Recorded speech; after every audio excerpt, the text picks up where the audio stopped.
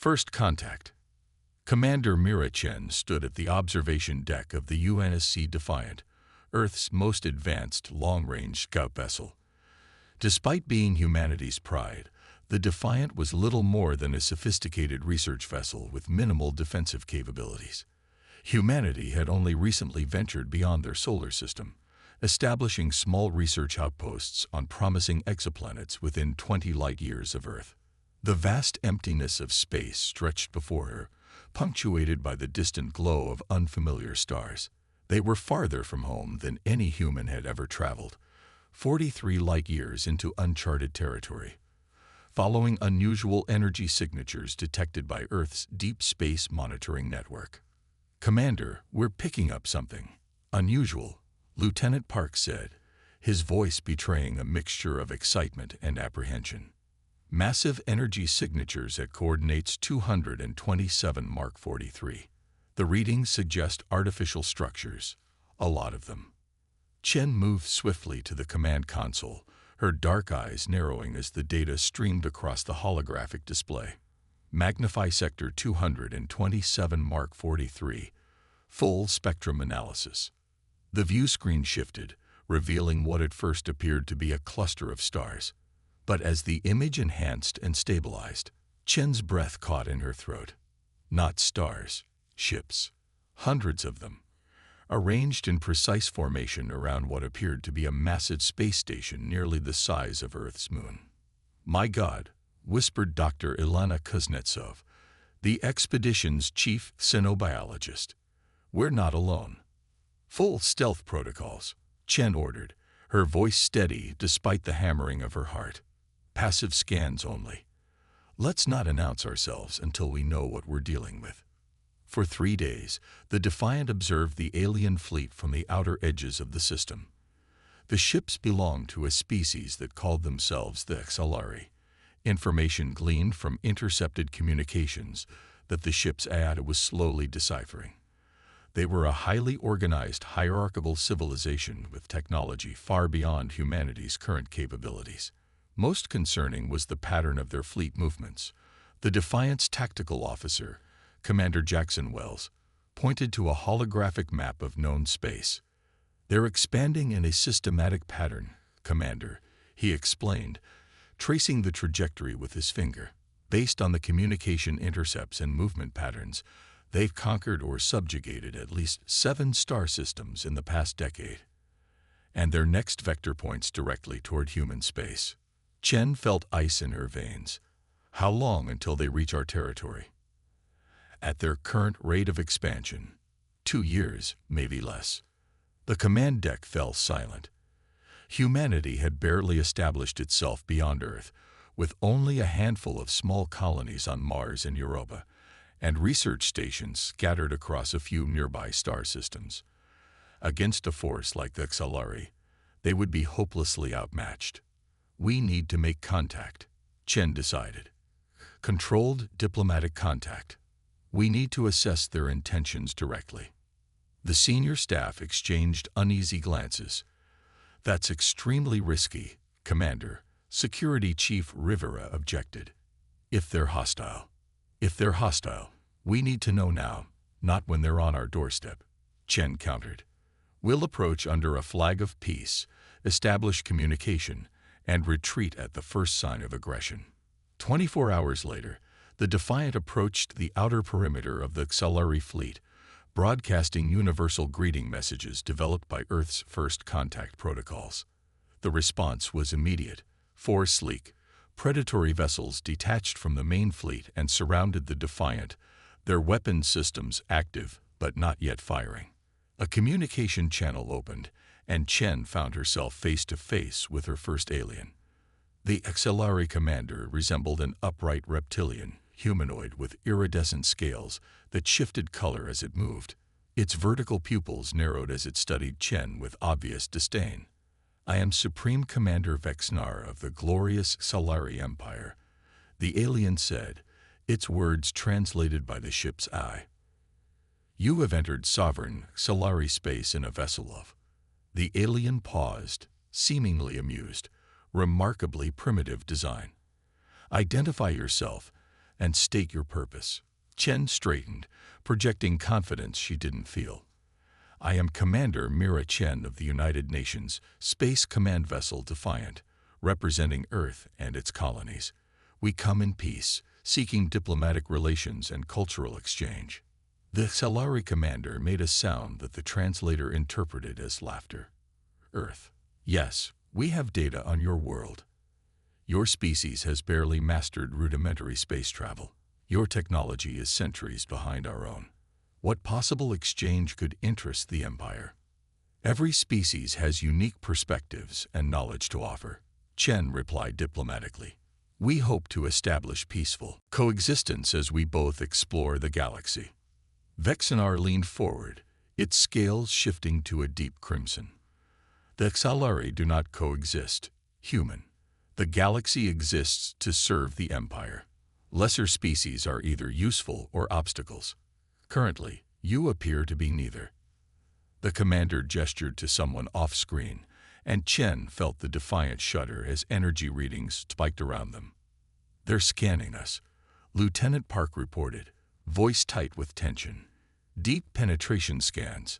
They're accessing our database." "Cut the connection," Chen ordered. "Emergency protocols. Now."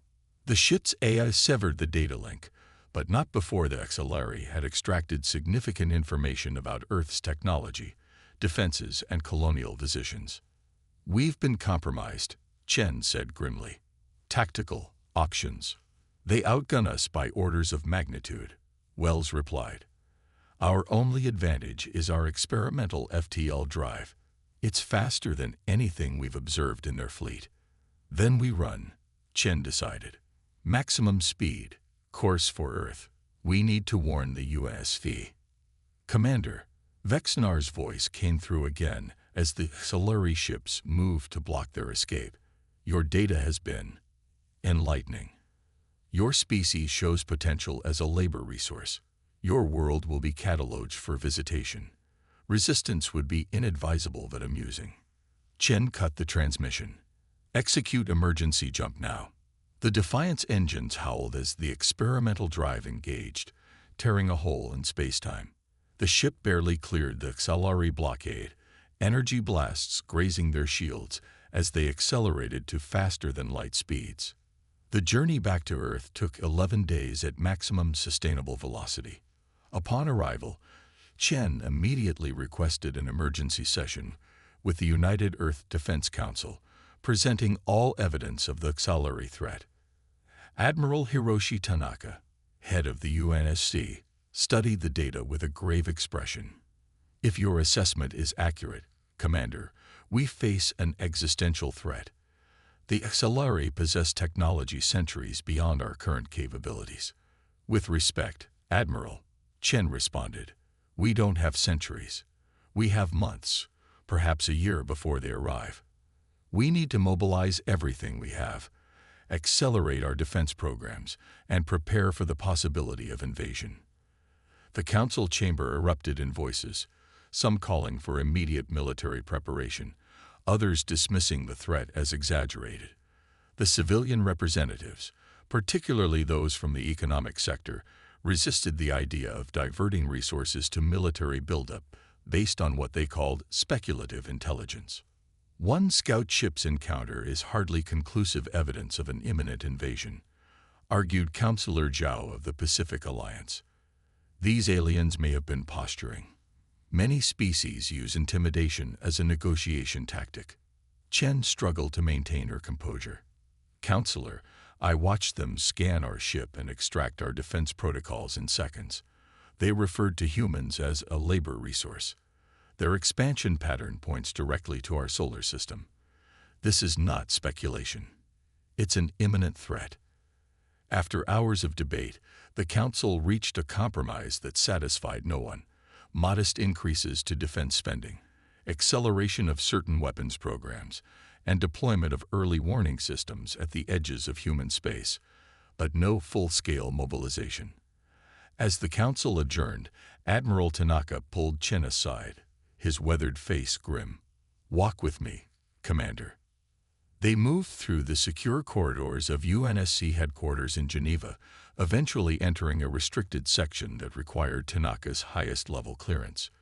The Council may not be taking the Xalari threat seriously enough, Tanaka said quietly, but some of us have been preparing for this possibility for decades. Sir, Chen's curiosity was piqued. They stopped at a massive vault door, where Tanaka underwent multiple biometric scans before it slowly swung open. What I'm about to show you is classified at the highest level, the Admiral said. Project Chimera has existed in secret since we first confirmed the mathematical probability of intelligent alien life 50 years ago. It's based on a simple premise. In any conflict, the side with superior technology usually wins, unless the underdog has an unexpected advantage. Inside the vault was a laboratory unlike anything Shen had ever seen. Scientists worked around strange equipment that seemed to blend Earth technology with something else. Is that alien tech? Chen asked, astonished. Tanaka nodded. In 2082, a small scout ship crashed in the Gobi Desert. The pilot didn't survive, but the technology was largely intact. The species wasn't Xalari. We believe they were fleeing from something, perhaps the Xalari themselves.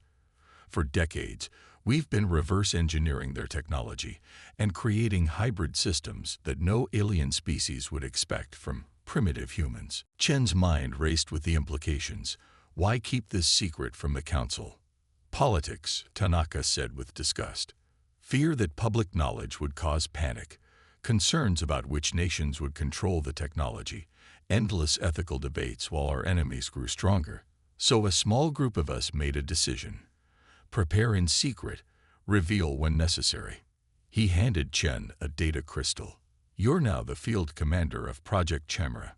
The Defiant will be the first vessel upgraded with our hybrid technology. When the Xalari come, and they will come, they'll expect an easy conquest. Instead, they'll face capabilities they can't imagine. Chen took the crystal, feeling its weight far beyond its physical presence. They'll underestimate us. Tanaka's smile was cold. That will be their first and last mistake. The underestimated. The attack came sooner than anyone expected. 6 months after the Defiant's encounter with the Xalari, the Mars colony went dark.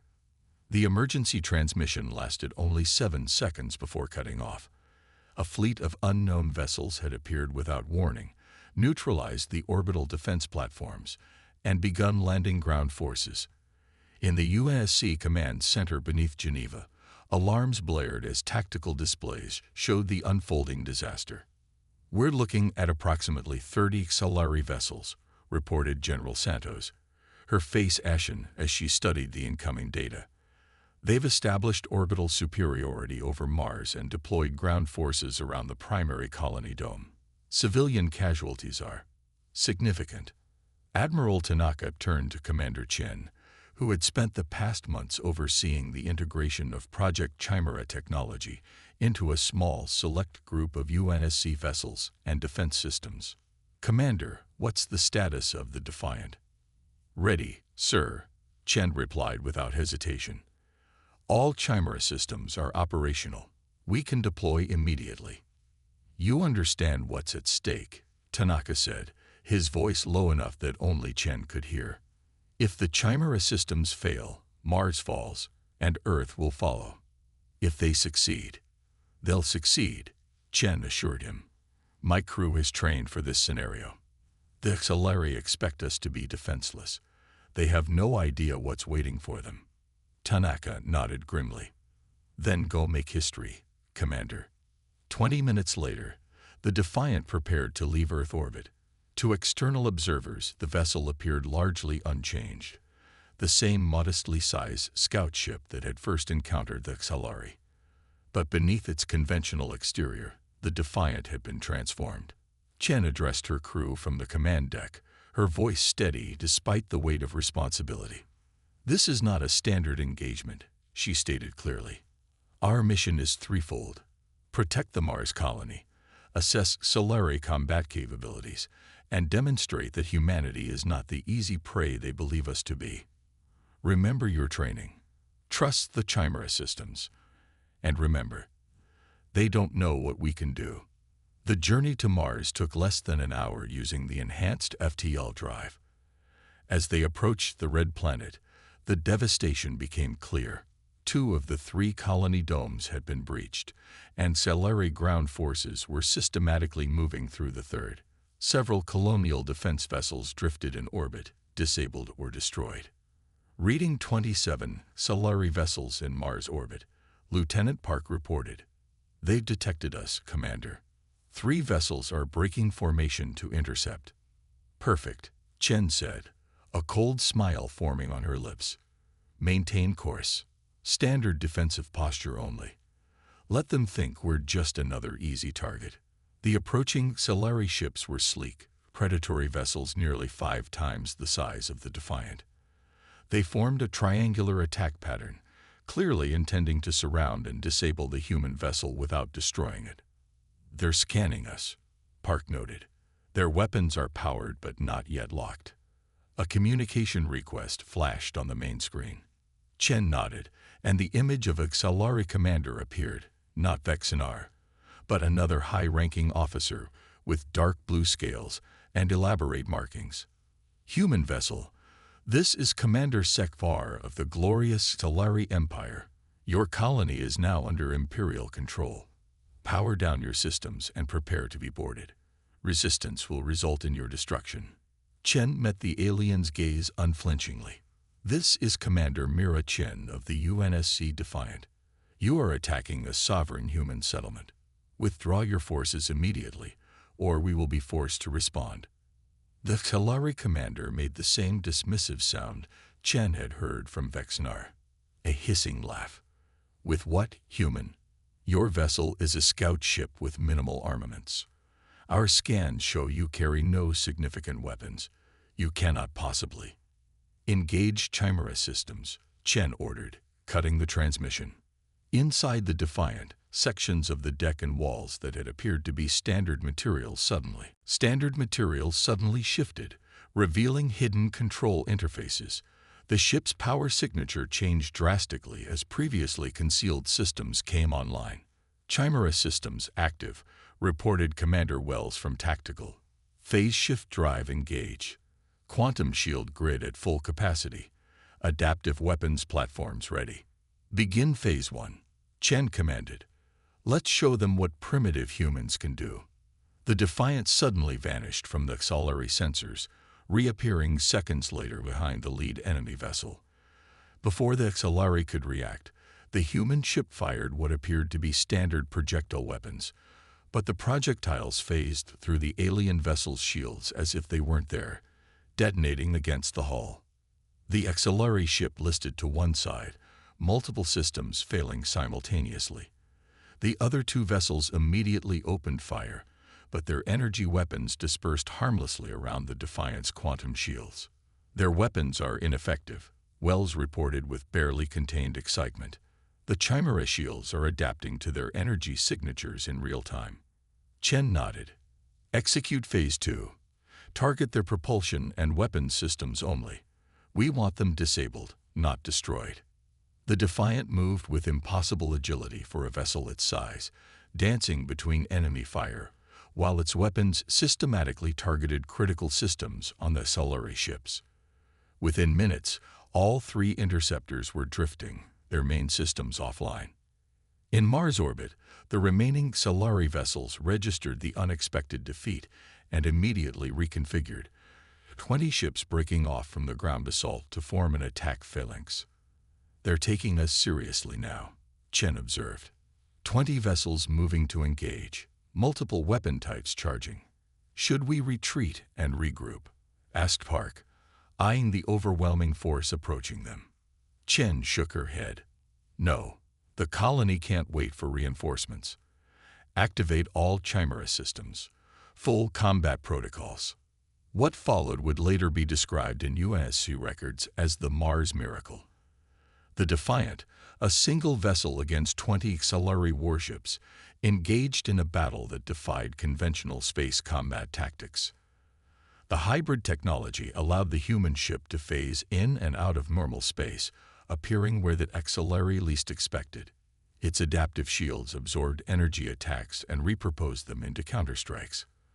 When conventional weapons failed to penetrate the heavier Xalari capital ships, the Defiant deployed microscopic drone swarms that infiltrated enemy vessels through maintenance ports, disrupting systems from within. In the midst of the space battle, Chen ordered a team of Marines equipped with Chimera-enhanced combat suits to teleport directly into the Third Colony Dome. The ground force, led by Lieutenant Aisha Ramirez, engaged the Xalari troops who had never expected to face resistance from what they considered inferior beings. The Marines' phase-shifting ability allowed them to move through walls and appear behind enemy lines, while their adaptive armor rendered Xalari weapons increasingly ineffective. 3 hours after the Defiant arrived at Mars, the situation had dramatically reversed. 15 Xalari vessels drifted in orbit, disabled or destroyed. The remaining ships, recognizing the unexpected threat, regrouped and retreated beyond the orbit of Phobos. On the ground, the Marine team had secured the Third Colony Dome and evacuated surviving colonists to deep shelters. Xalari ground forces were in disarray, their communication systems hacked and their commanders unable to coordinate a cohesive response. In the Defiant's command center, Shen received the first complete casualty reports. Despite their victory, the cost had been devastating. Over 60% of the Mars colony, nearly 12,000 people, were dead or missing. The colony's infrastructure was severely damaged, and it would take years to rebuild. Incoming transmission from the Xalari command vessel, Lieutenant Park announced. Chen straightened her uniform. On screen, Supreme Commander Vexnar appeared, his scales now a deep purple with black edges, a sign of rage, according to xenobiologist Kuznetsov's analysis. Commander Chen, the Xalari hissed. It seems we underestimated your species' resourcefulness. A common mistake, Chen replied evenly. One that cost your forces dearly today. This minor setback changes nothing, Vexnar declared. What you displayed today was impressive but ultimately futile. The Empire's resources are vast beyond your comprehension. We will return with a force that will overwhelm whatever technological tricks you have discovered. Chen leaned forward. Today was just the beginning, Commander Vexnar. You attacked a lightly defended colony and were repelled by a single vessel. Imagine what awaits you at Earth. The Xalari's eyes narrowed. You bluff human. Our intelligence indicated no such technology in your possession. Perhaps your intelligence is as limited as your tactical imagination, Chen suggested. Return to your empire, Vexnar. Tell them humanity is not prey. We are not a labor resource. We are your equals, perhaps your superiors, and our home is not for taking. After the transmission ended, Chen ordered immediate assistance for the Mars survivors and a full damage assessment of the Defiant. Despite the overwhelming victory, the ship had not emerged unscathed. Several Chimera systems were operating at reduced capacity, and the phase shift drive needed significant recalibration. Commander, Dr. Kuznetsov approached with a datapad. I've analyzed the combat data. The Xalari adapted to our technology faster than expected. Their ships began modifying their shields after just the third engagement. If they return with a larger force, they will return, Chen confirmed. And soon. Vexnar's pride has been wounded. The Xalari Empire cannot allow a lesser species to defy them so openly. Admiral Tanaka's hologram appeared on the command deck. Commander, your actions at Mars were nothing short of miraculous. The President has authorized full implementation of Project Chimera across all UNSC assets. It won't be enough, Chen replied. Not if they return with their full fleet. We need to accelerate the integration of Chimera technology into our orbital defense platforms, and we need to prepare the civilian population for what's coming. Tanaka's expression was grim. How long do we have? Chen studied the tactical data, calculating the Xalari's likely response time, based on their FTL capabilities and the probable location of their nearest major fleet. 3 weeks, maybe less. Then we have 3 weeks to prepare for the fight of our lives, Tanaka said. The Chimera upgrades to the lunar defense grid will be complete in 5 days. The orbital platforms around Earth will take longer. We'll make it work, Chen assured him. Though uncertainty gnawed at her, the victory at Mars had been costly, and they had faced only a fraction of the Xalari's military might. As the Defiant limped back toward Earth with the surviving colonists, Chen stood at the observation deck, watching as the blue planet grew larger. Behind her, the crew worked tirelessly to repair battle damage and optimize systems. "Will it be enough?" asked Commander Wells, joining her at the viewport. Chen considered the question carefully. The Xalari believe in overwhelming force. They'll return with everything they have, expecting to crush us. But they still don't understand what they're facing. Which is? Chen turned to face her tactical officer, a determined smile forming. Humanity, Jackson, not just our technology, but what we are. Throughout our history, we've been at our most innovative, our most resilient, when facing extinction. The Xalari evolved as apex predators, conquering through superior strength. But humans, we evolved by outsmarting predators, by adapting, by turning disadvantages into strengths. She gestured to the approaching Earth. They think this is just about technology, that if they bring enough ships, they'll overwhelm our defenses. But our greatest weapon isn't the Chimera systems. It's that they fundamentally misunderstand what they're fighting. As Earth filled the viewport, its blue oceans and swirling clouds a stark contrast to the red desolation of Mars, Chen made a silent promise to those who had died in the colony. The Xalari would return, expecting to find a wounded opponent ripe for conquest. Instead, they would find humanity ready not just to fight, but to win. Turning the tide. The Xalari returned in force exactly 17 days after their defeat at Mars. The first warning came from the deep space monitoring stations near Neptune. The quantum sensors, recently enhanced with Chimera technology, detected the distinctive ripple of hundreds of vessels entering the solar system in tight formation. In the UNSC Planetary Defense Center beneath Mount Fuji, Commander Chen watched as the holographic display filled with red icons, each representing a Xalari warship. The final count reached 327 vessels, including 72 massive dreadnoughts that dwarfed anything in Earth's fleet.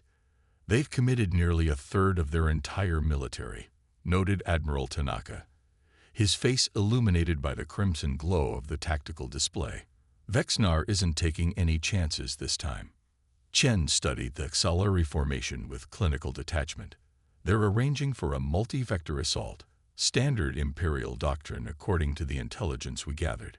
They'll target our orbital defenses first, then establish positional superiority before landing ground forces.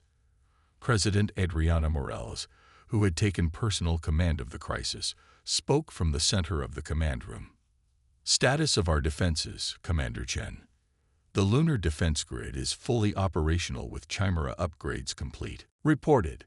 63% of Earth's orbital platforms have received at least partial Chimera enhancements. The planetary shield generators are online but untested at full capacity. She gestured to the holographic representation of Earth's forces, a much smaller collection of blue icons. We have 27 vessels with complete Chimera integration, including the Defiant. Another 43 have received partial upgrades, primarily to defensive systems. The numbers were stark. Even with their technological advantage, humanity was outnumbered nearly 5-1. President Morales surveyed the room, meeting the eyes of each military and civilian leader present. This is the moment that defines our species. Not just our survival, but who we are. For the first time in centuries, humanity stands united against an external threat.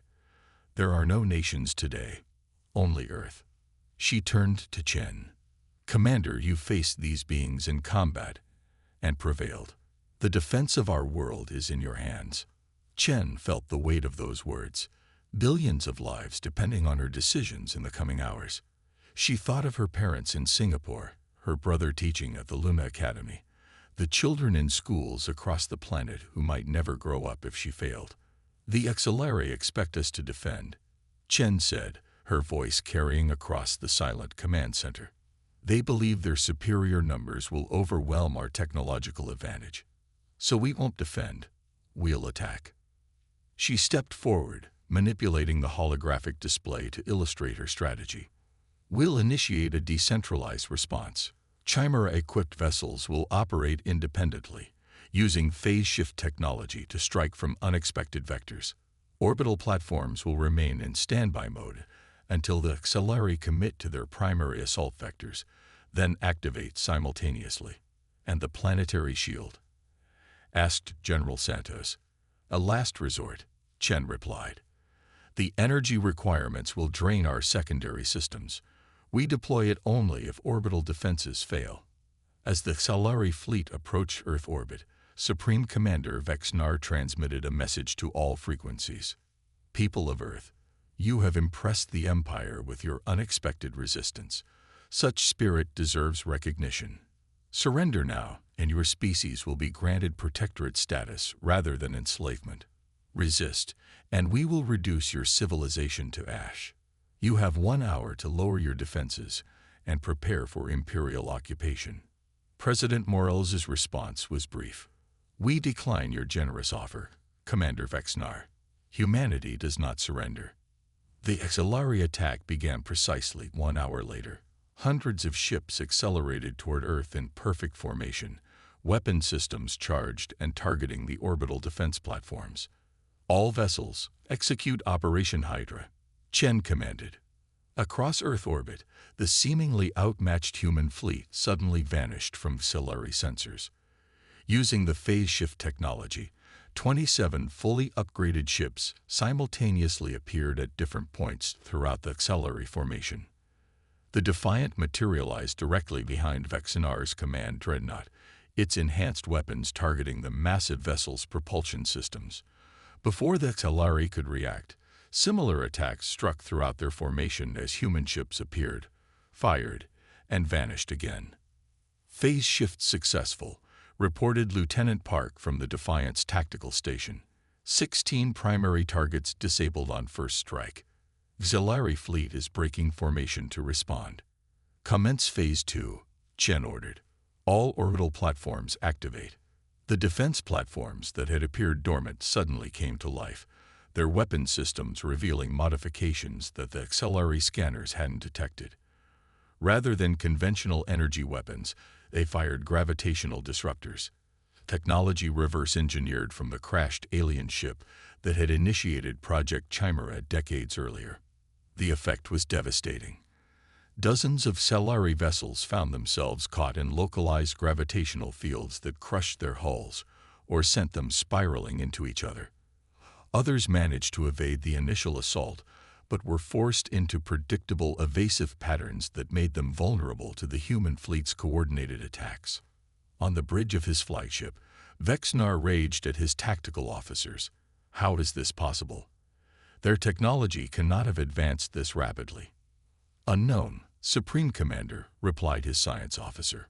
Their weapons and defensive systems do not match any known technological progression curve. The energy signatures suggest hybrid technology. Impossible, Vexnar hissed. No species has successfully merged technologies from different evolutionary paths. The incompatibilities. Evidence suggests the humans have overcome those incompatibilities, the science officer insisted. Their vessels are using principles from at least 3 distinct technological approaches, including some that appear similar to Zethral design. The mention of the Zethral, a species that had nearly defeated the XLR Empire centuries earlier before mysteriously disappearing, sent a chill through Vexnar's scaled body. Adjust our attack strategy, he commanded. Target their largest vessels first. Commit the Dreadnought Squadron to breaking through to the planet's surface. Once we control their population centers, their resistance will crumble. In the UNSC Command Center, Shen watched as the XLR fleet regrouped, forming 3 massive strike groups aimed at Earth's most populated regions, East Asia, Europe, and North America. They're adapting faster than expected, she noted, moving to a ground invasion strategy sooner than projected.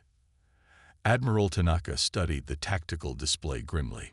Can we stop those dreadnoughts before they break atmosphere? Our ground defenses aren't fully prepared. Chen considered their options.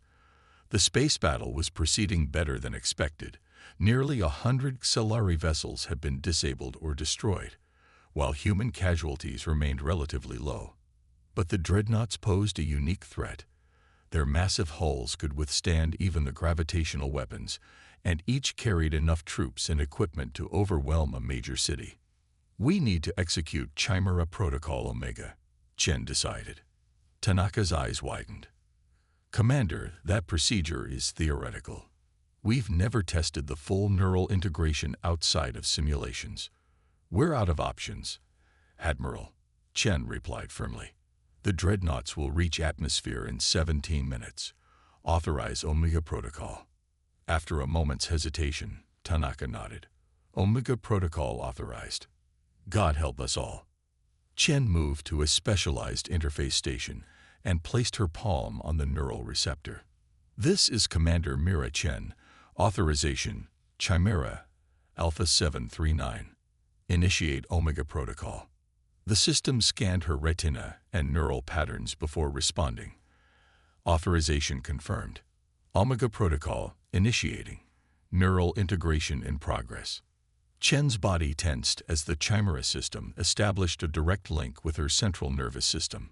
Pain lanced through her skull as the interface synchronized with her brain patterns, creating a direct connection between her consciousness and Earth's defense grid. Through the neural link, Chen could perceive the entire battlefield simultaneously. She sensed each human vessel, each defense platform, each Xalari ship as if they were extensions of her own body.